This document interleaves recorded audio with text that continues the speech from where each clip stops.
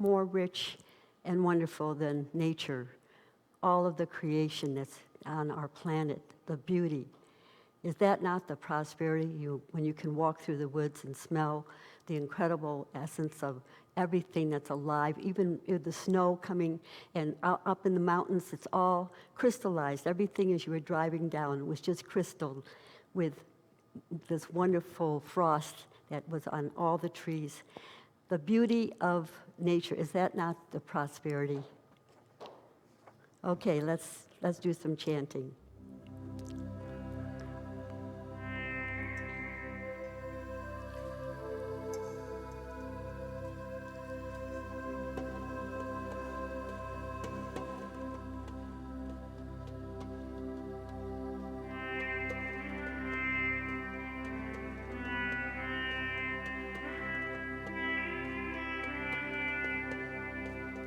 Creator of all life,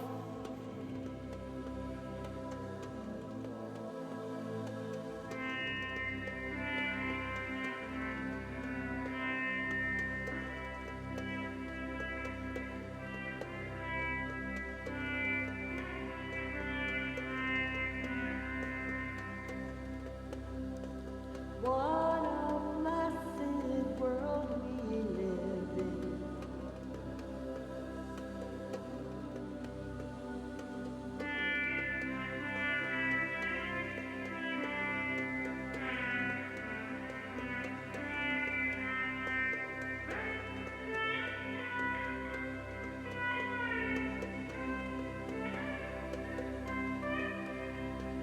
Sacred water, sacred air.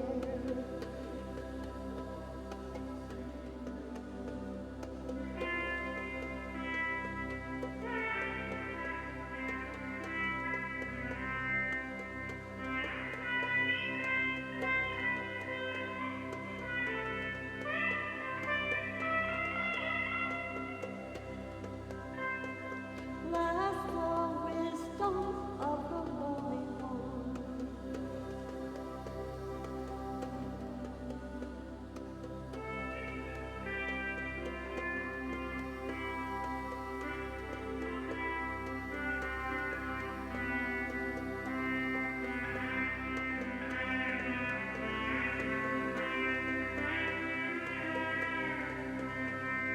When I look at life, there is none but you.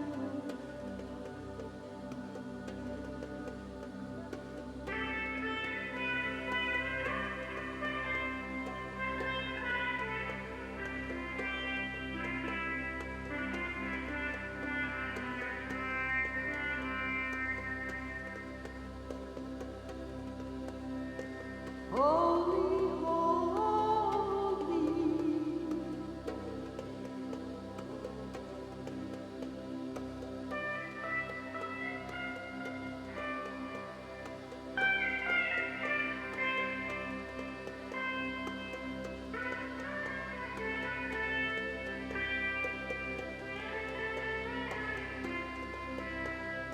I breathe in, I breathe out you.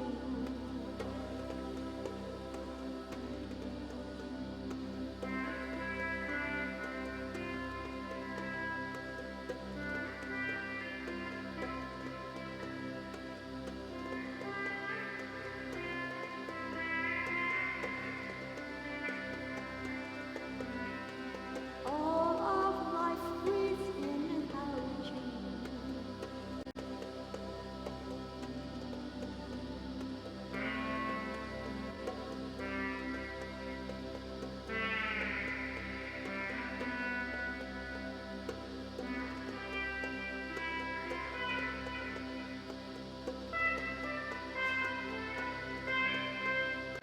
Creator of all life.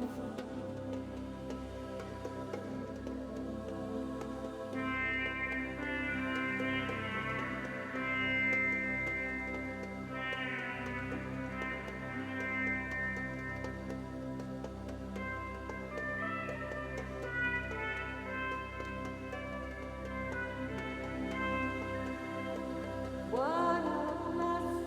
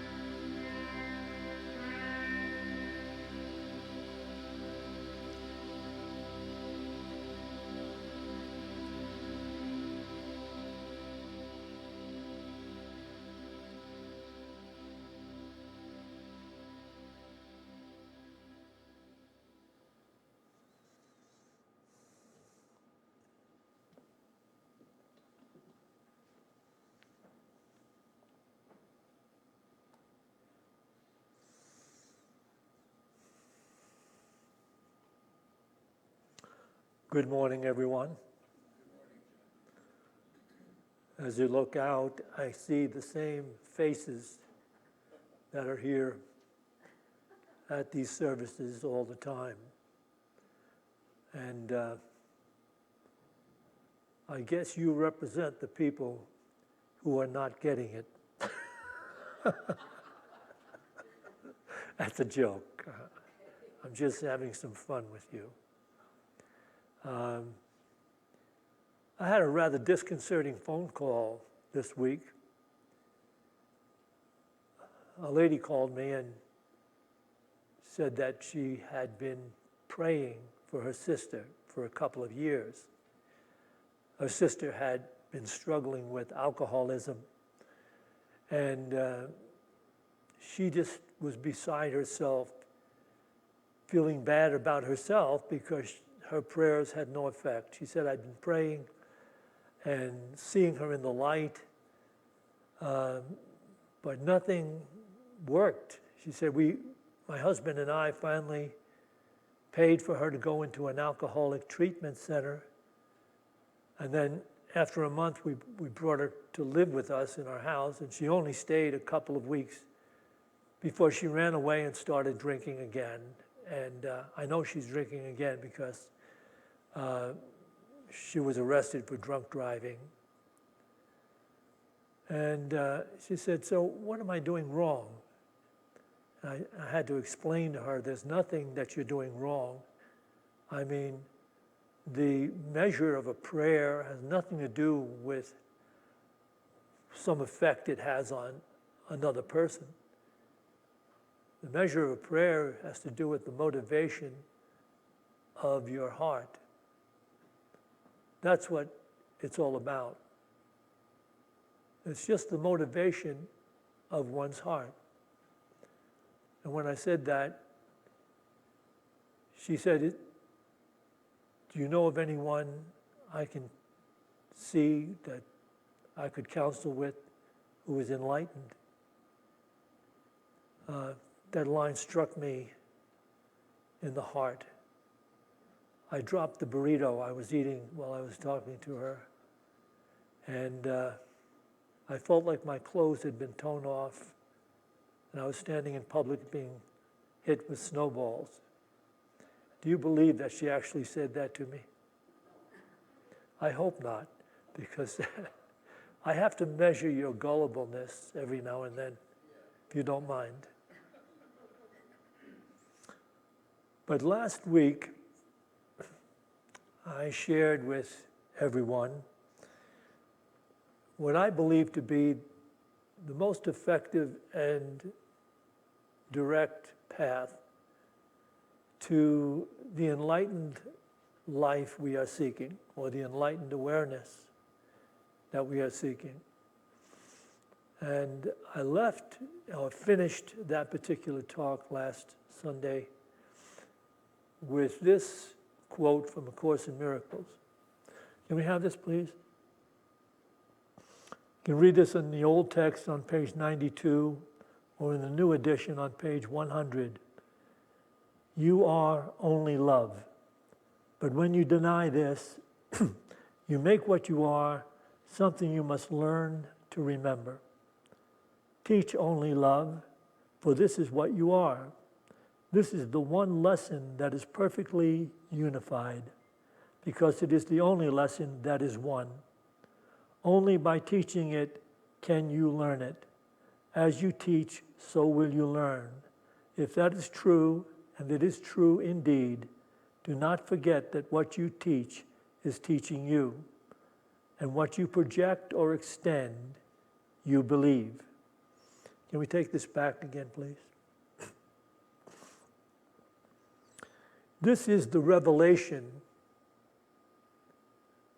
of the underlying belief that is distorted in the consciousness of people in the outer directed world. The underlying belief in karma. Karma doesn't exist the way most people interpret it. This explains whatever karma a person is experiencing, good or bad. Let's take a very clear look at this. You are only love. But when you deny this, you make what you are something you must learn to remember. Teach only love, for this is what you are. This is the one lesson that is perfectly unified, because it is the only lesson that is one. Only by teaching it can you learn it. As you teach, so shall you learn, so will you learn. If that is true, and it is true indeed, do not forget that what you teach is teaching you, and what you project or extend, you do believe. In other words, the thoughts and beliefs we hold in awareness are reflected to us in everything we experience in life. They're reflected in every relationship, in every condition, in every set of circumstances. That's how we will see people. That's how we'll interpret them and interpret those conditions. And so the admonition is to teach only love. In other words, allow only love to be, expressed in what you think and what you say and what you do.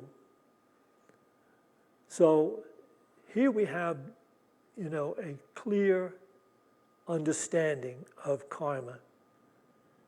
If, in fact, I've had this saying that came through Swami Rama, if you don't like your life, the thing to do is to change your mind. And that is explaining this very carefully for us to understand. If we are awake in the process of living, we come to this understanding. And that's all the religion there is, being awake in the process of living. Instead of cycling through the same kinds of thoughts that for most people they don't want to be cycling through, but they cycle through them habitually because they believe them. And their ego-centered idea of life is so ensconced in their awareness that they somehow have a difficult time letting them go. They can't release them and can't open up to and do something that is being called on by the masters down through the ages. Look beyond the foibles of other people. Look beyond their limited expression.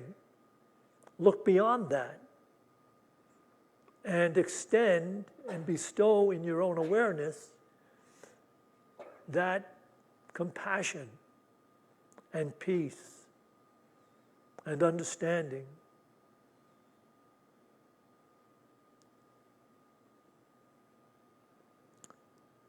So, this path that I'm speaking about, the path of love, being the most direct, is the path that everyone is actually on. Each of us is on that path. And each of us has the opportunity on that path to be awake in the process of living it. And so as we begin to make this transformation in our own consciousness, we will see the change in how life appears to us. That's reaping what we sow. It can't be said enough. That is the only karma. It's only if you want to carry on in some illusionary way about some past life karma that you were involved with, I don't know, to make your ego seem a victim or, especially put upon. I mean, people do that. That's up to them. The fact is, if you want to come to that divine consciousness, that the masters speak of, then that is taking to task one's own awareness. And watch the transformation that takes place in your relationships and your world as you do that. Because this is a reciprocal world, the thoughts a person holds in mind appear in everything as his or her perception. I also said last week that we can't make ourselves ambassadors of love until we know the truth. That, of course, in Miracles refers to as accepting the at-one-ment. It takes some time to do that. We accept the at-one-ment and attempt to understand and live in the awareness of it until it becomes the reality of us. And the masters also have spoken to that down through the ages. Let's just share this from the Gospel of Thomas. This is an interesting way of saying exactly that. And Jesus said to all his seekers of truth, when you make the two one, and when you make the inner as the outer, and the outer as the inner, and the above as the below, and when you make the male and the female into a single one, so that the male will not be male, and the female not be female, then shall you enter the kingdom, which is the consciousness of God. Whenever you see kingdom of God in the Bible, you should know there's no separate geographical kingdom, just as there is no separate geographical Eden, or never was a separate geographical Garden of Eden.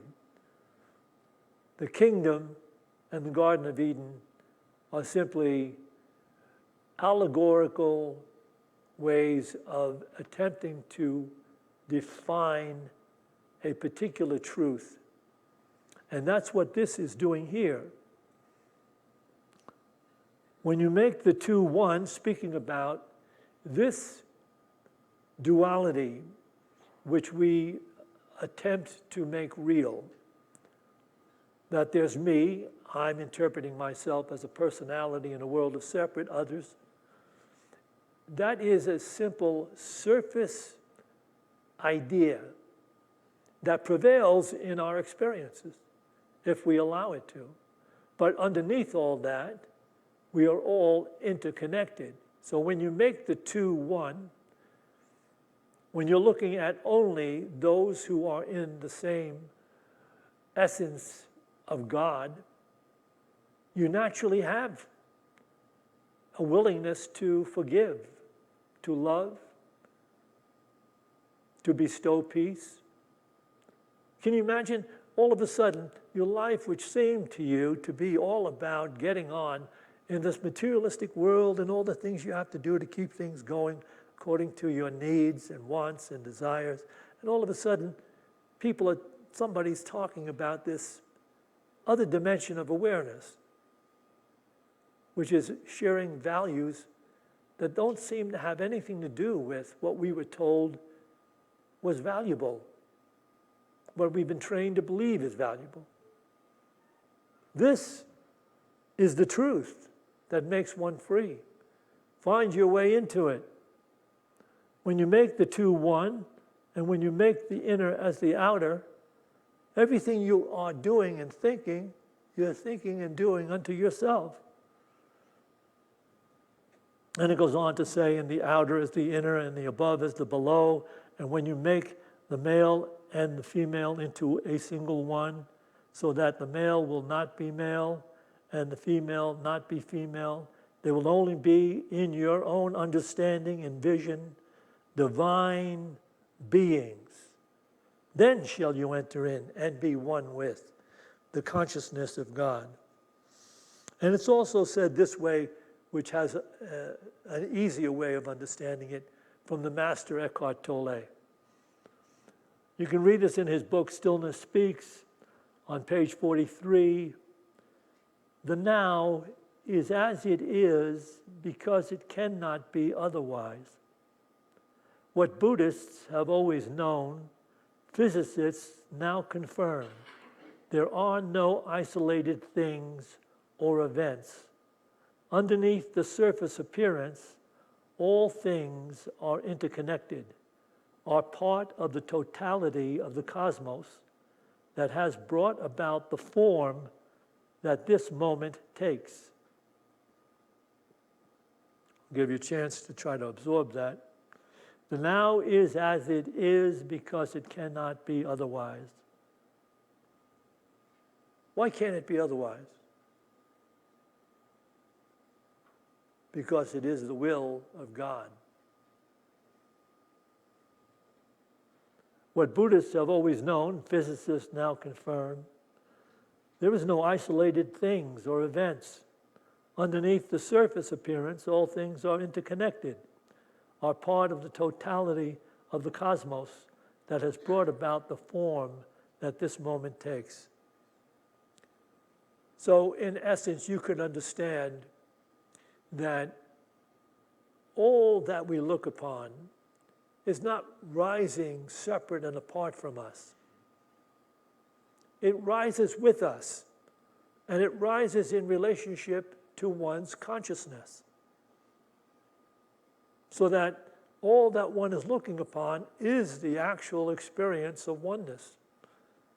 How you are interpreting it momentarily. This is how you're believing. I'm believing, I'm believing, I'm believing, I'm believing. And that's all that's happening, is what you're believing. And people who are believing differently are experiencing it differently.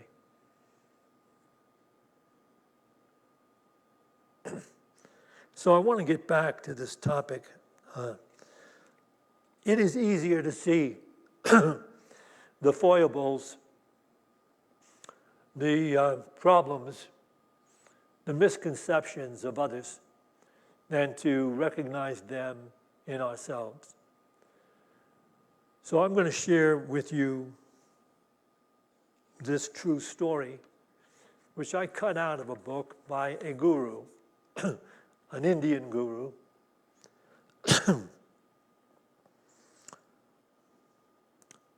One morning, Shankara, a venerated holy man in India, went to take his ritual bath in the Ganges, thinking with the old Brahmin type of mind that the Ganges can make you pure. When he was coming back after taking his bath, one untouchable touched him. He became very angry and he said, "What have you done? I will have to go and take another bath. You have defiled me." It is said that the untouchable replied, "Then your Ganges river is worthless, because if the Ganges purifies you, and right now, fresh purified, you come and I touch you, and you become defiled, I am greater than your Ganges." And the untouchable continued, "What type of holy man are you? Because I have heard you say that in everyone the one exists.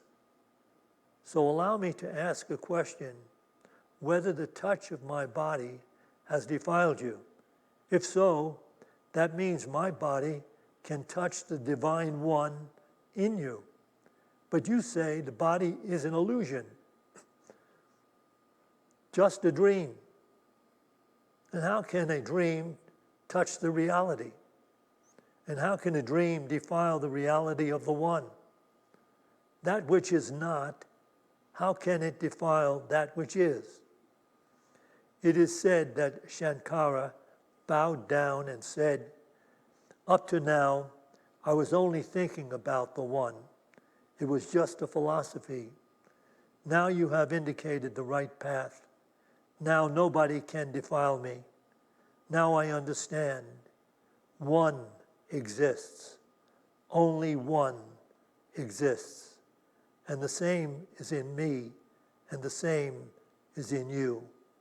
Then Shankara tried very hard to find out who this man was. He could never find out because the mind thinks God comes and goes. But in truth, God is true love and is always present. I'll read you the last part of this. It is said that Shankara bowed down and said, "Up to now, I was only thinking about the one. It was just a philosophy. Now you have indicated the right path. Now nobody can defile me. Now I understand. One exists. Only one exists. And the same is in me, and the same is in you." Then Shankara tried very hard to find out who this man was.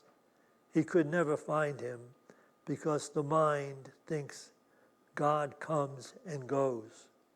But in truth, God, as true love, is always present.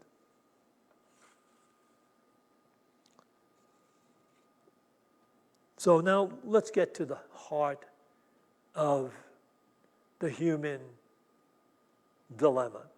Can we have this next PowerPoint, please? You can read this in A Course in Miracles on page 203 in the old text, in the new edition on page 218. Miracles are merely the translation of denial into truth. If to love oneself is to heal oneself, those who are sick do not love themselves. Therefore, they are asking for the love that would heal them, but which they are denying to themselves. If they knew the truth about themselves, they could not be sick. The task of the miracle worker thus becomes to deny the denial of truth. The sick must heal themselves.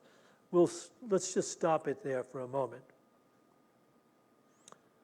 We should understand, in relationship to everything that has already been shared here, that A Course in Miracles, when it speaks about sickness, is specifically referring to that which needs to be healed.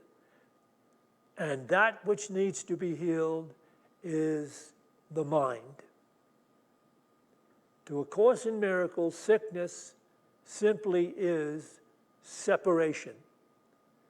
The idea, the illusion of separation, of living strictly from the body-encapsulated, isolated idea of self, that is an ongoing sickness. And A Course in Miracles is referring to that. Sickness is separation. And when A Course in Miracles refers to self, A Course in Miracles is speaking about the universal self, which is the consciousness of the one in all, and the all in one. So that's what is speaking about the self. If to heal oneself is to love oneself, you could put it this way. If to heal oneself is to love the oneness of self, then denying that is the cause of your suffering. And that's all the masters down through the ages are ever relating. Changing the way you experience reality. The reality is everything is one with this ongoing intelligence, the moment-to-moment now awareness that is forming out of and through your mind. The one and one intelligence, energy that forms through you in life, making the life you are living. You are not being seriously affected by what is seemingly taking place outside and apart from you, because it is not outside and apart from you. You're being affected by what you deeply believe and what you are simply projecting. So can we go on with the rest of this? The sick must heal themselves, for the truth is in them. Yet having obscured it, the light in another mind must shine into theirs, because that light is theirs. Perceive in sickness but another call for love, and offer any other what he believes he cannot offer himself. Whatever the sickness, there is but one remedy. You will be made whole as you make whole. For to perceive in sickness the appeal for health is to recognize in hatred the call for love.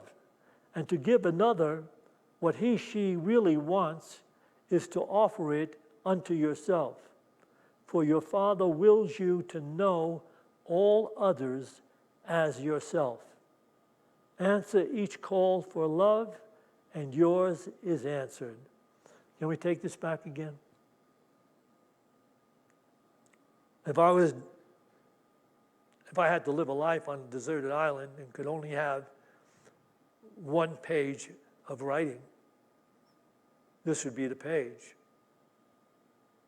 It explains it all. And by the way, this is an interesting fact. If in fact you were on a deserted island somewhere and you had this page and you recognized and understood it completely, you could no longer be on an isolated island. It would not be possible. Not possible. So let's go back again and look at this. The sick must heal themselves, for the truth is in them, at the core of their very being. They couldn't be breathing and carrying on. Their blood wouldn't pump, their hearts wouldn't beat. Because that which is beating the heart and pumping the blood and doing a million other things that go on in the physical expression is this other intelligence. The sick must heal themselves. They must become whole in their own awareness, for the truth is in them, ready to speak to them. Yet having obscured it, the light in another mind must shine into theirs, because that light is theirs. Perceive in sickness but another call for love, and offer any other what he believes he cannot offer himself. Whatever the sickness, there is but one remedy. You will be made whole as you make whole in your awareness. For to perceive in sickness the appeal for health is to recognize in hatred the call for love. That's because any thought, any action that is not motivated by consideration, compassion, the willingness to have peace, is a resentment. It is a grievance. Holy smoke. Every thought is either in keeping with the reality of one, or it is a grievance of some kind that you are holding. And as you hold these grievances, you are blocking the reality in everything you experience. You're blocking your relationship to the presence of God in every person, in every place, in every condition. You're blocking your willingness to feel good. To be free of the separation, the judgment, the grievances that people carry through their lives. To be free of that. To be an ambassador of true peace, compassion, and love comes when we recognize and honor the fact that underneath all the appearances, there is only God. And this is an affirmation from the workbook. Boy, if you just took this idea and work with it, you wouldn't need anything else. Let miracles replace all grievances. And the miracle is every time you withhold, continuing to give power to a grievance in thought, every time you pause, you will begin to experience what it means to feel good. It feels good because that's your true self saying, "Well done, good and faithful servant. You have taken and brought into the light this grievance." Let miracles replace all grievances.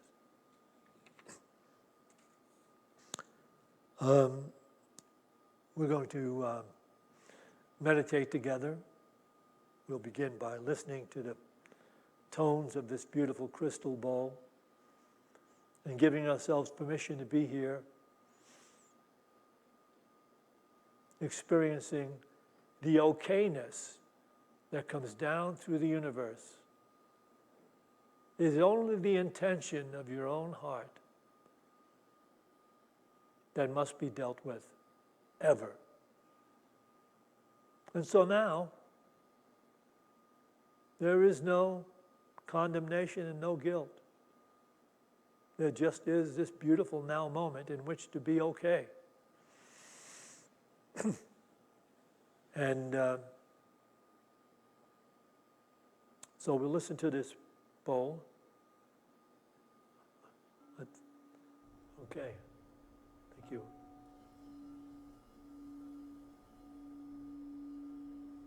And take into your awareness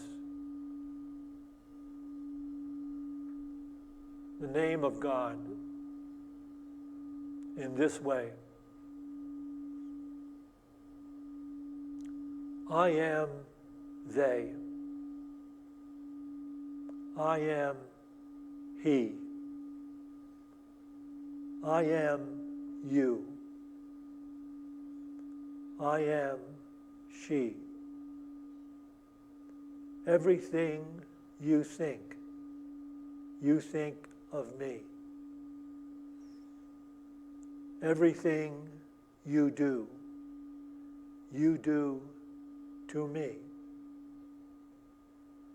Be still and know that I am God.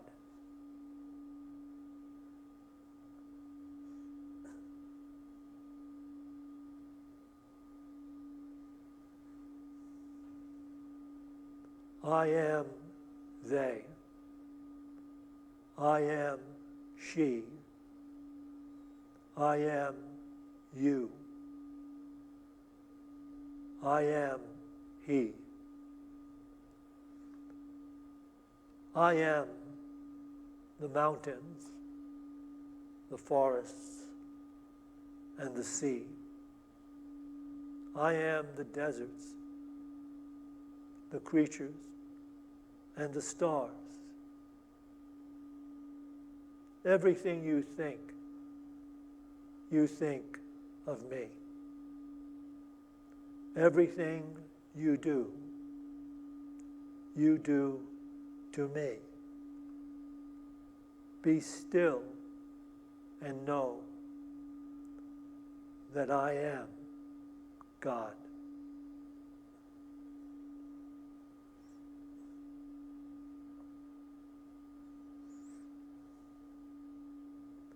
I am they, them, the others. I am she, him, her. I am the mountains, the forests, the sea. Everything you think of me. I am the life of love and peace. Be still and know that I am the one self seeking expression. Be still and know that I am love.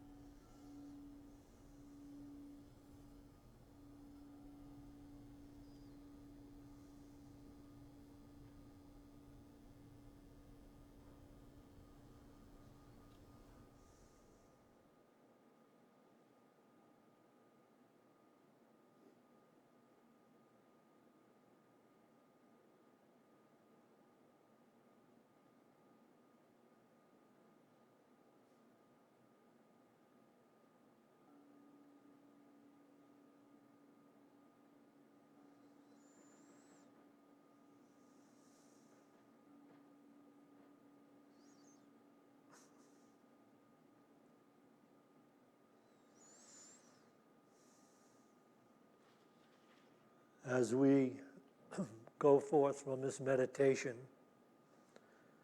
to those places we occupy in time and space. Let us go forth in the understanding that eternity and time and space love each other. And for the opportunity to participate in the recognition of this presence of love, we give thanks. To this we say, Amen.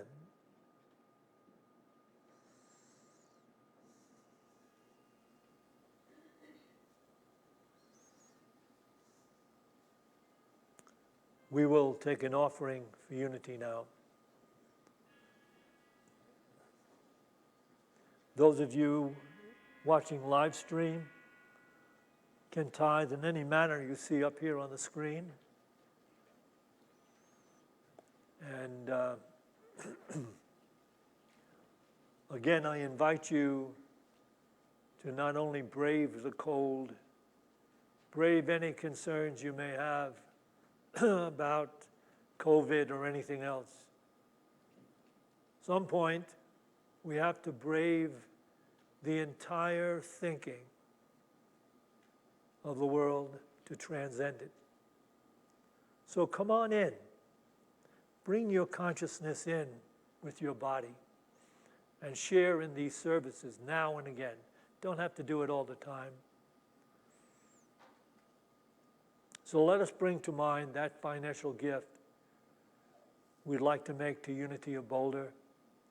Let's bless it with this offering prayer. Divine love, through me, blesses and multiplies all that I have, all that I give, and all that I receive, because I give. So it is. And let me say that, keep going, we're going to have our discussion group, as always, after the service in Fellowship Hall on the dance floor.